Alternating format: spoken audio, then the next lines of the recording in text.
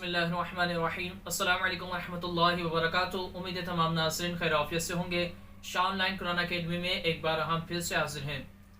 एक भाई ने सवाल किया कि कुरान मजीद फ़ुरक़ान हमीद बग़ैर आवाज़ के, बग़ैर होठ हिलाए, दिल ही दिल में पढ़ना कैसा है?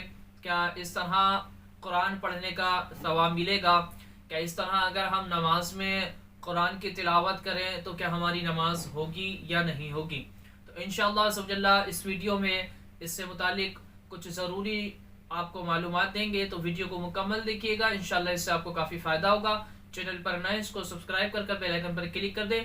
इंशाअल्लाह इस तरह की इन्फॉर्मेटिव वीडियोस आप तक पहुंचती रहेगी। तो एक बात याद रखिएगा, जहाँ भी कुछ भी पढ़ने का हुक्म आया है, जैसे कि मिसाल के तौर पर कुरान की आपको तिलावत करना है, चाहे आप नमाज में कर रहे हो या नमाज के अलावा कर रहे हो, तो इतनी आवाज़ से आपने पढ़ना है कि आपके कान सुन सकें। यानी इतनी आवाज़ से आपने इसकी तिलावत करनी है।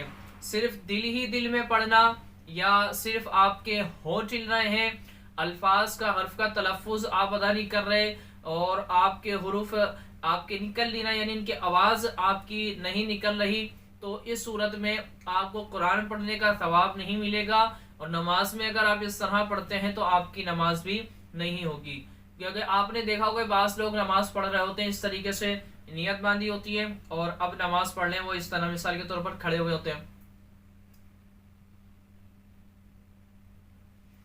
तो इस तरीके से यानी उनके सिर्फ होठ हिल रहे होते हैं, बास के तो होठ भी नहीं हिलते, बस दिल दिल में पढ़ रहे होते हैं। तो इस तरीके से उनकी नमाज नहीं होगी, इनकी जो तिलावत है वो काबिल कबूल नहीं होगी और अपनी नमाजों को वो ज़ाया कर रहे हैं। तो इतनी आवाज़ से अगर आप अपनी नमाज पढ़ रहे हैं, इमाम के पीछे पढ़ रहे हैं, तो क़िरात नहीं करेंगे। इमाम की क़िरात ही मुक्तदी की क़िरात है, वहाँ पर खामोश आपको खड़ा रहना है। लेकिन जब आप अपनी नमाज पढ़ रहे हैं तो उसमें आपने इतनी आवाज़ से तिलावत करनी है कि जिससे आपके कान सुन सकें।